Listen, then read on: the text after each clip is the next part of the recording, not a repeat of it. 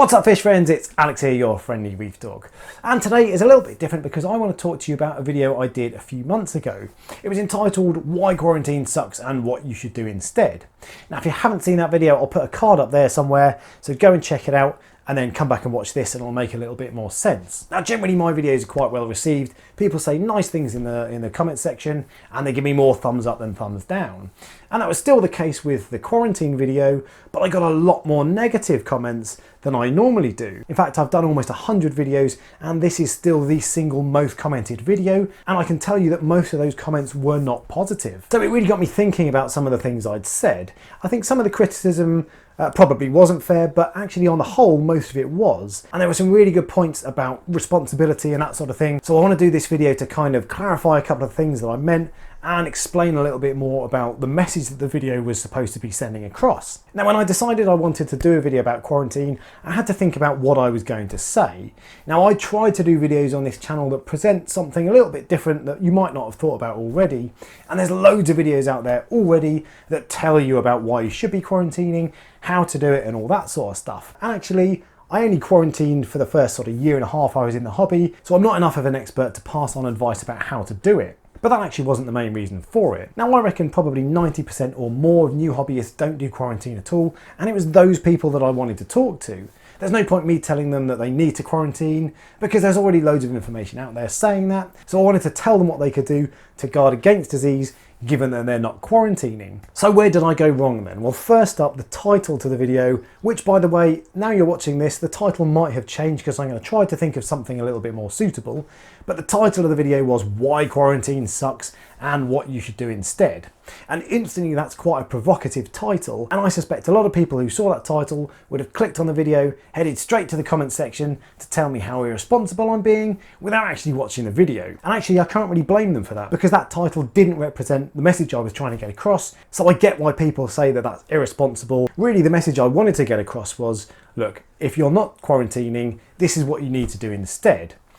And when you're coming up with a title as a YouTuber, you need to sort of strike a balance between it being engaging and interesting and making people want to click on it, and clickbait. So you want to avoid clickbait, things that are a bit too sensationalist or don't represent actually what goes on in the video, but you still want it to be interesting enough to get people on the hook.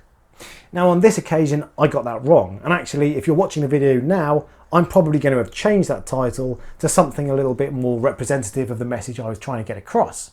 I really don't want people to be blasé about quarantining. I do take the risk of introducing disease very seriously. For example, I didn't say in the video that I'm quite nervous now about adding unquarantined fish. My tank's been up and running for 18 months. I've got about 27 fish in there. So if I add one fish in there now that does have a disease, it's suddenly a bit of a problem. So I'm a lot more delicate and a lot more careful now than I would have been right at the start. And I don't necessarily think that message came across in the video. Now I try to make videos that are deliberately short. Almost all of my videos will be less than 10 minutes, and that's just the way I do things. Other YouTubers do longer videos and they're great. So for example, if you want to watch BRS TV, they will do half-hour videos on an entire subject and cover off absolutely everything. But that's not what I do, and I think people who watch my videos appreciate the shorter nature of the videos. However, when it comes to quarantining, I think I probably should have spent a little bit more time explaining everything in more detail because it's such an important subject. And the reason I didn't do that is because I still wanted to keep it brief, and also the video wasn't aimed at people who are already thinking about quarantining and trying to persuade them not to.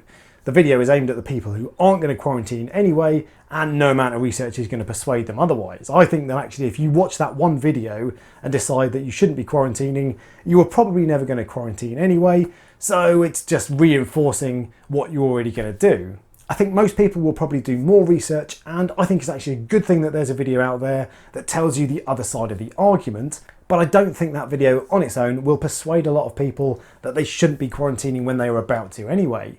But if that's the boat that you find yourself in and it did push you over the edge, have a look at all the other research out there as well. The whole point of my videos is that they're supposed to be a starting point and kind of give you an idea. They're not a complete summary of everything on the topic. BRS TV do that and they do it really well. Mine is supposed to give you a bit of inspiration and be a starting point for your research. So all in all, the message I want to get across in this video is that if you watch that first video and decided quarantine is absolutely not for you, go and do more research, have a look at a load of videos and articles online that tell you about why you should quarantine, and then decide when you've got all the information. But if you're dead set against quarantining and you're just not going to do it, the last 3 minutes of that video are for you, and I tell you things that you should probably be doing to minimize the chances of you introducing disease into your tank. Now, if you watched that video and you were one of the people who didn't like it and thought that I was being irresponsible, I'm not sure that this will necessarily have persuaded you otherwise, because ultimately the message I'm saying is still, I don't quarantine and you don't have to. But I kind of hope it puts the ink back in the bottle a little bit and clarifies kind of the message I was hoping to get across, which I think most people would agree is a good thing. Even if you do quarantine, you should still be doing these things like checking fish to make sure they're healthy, providing the right environment for them, and all those sorts of things to minimize the chances of stress. So thanks for watching, guys, and thanks for the honest feedback on my previous video. If you enjoyed this, as always, give me a thumbs up and subscribe, and I'll be back next Friday with a normal video.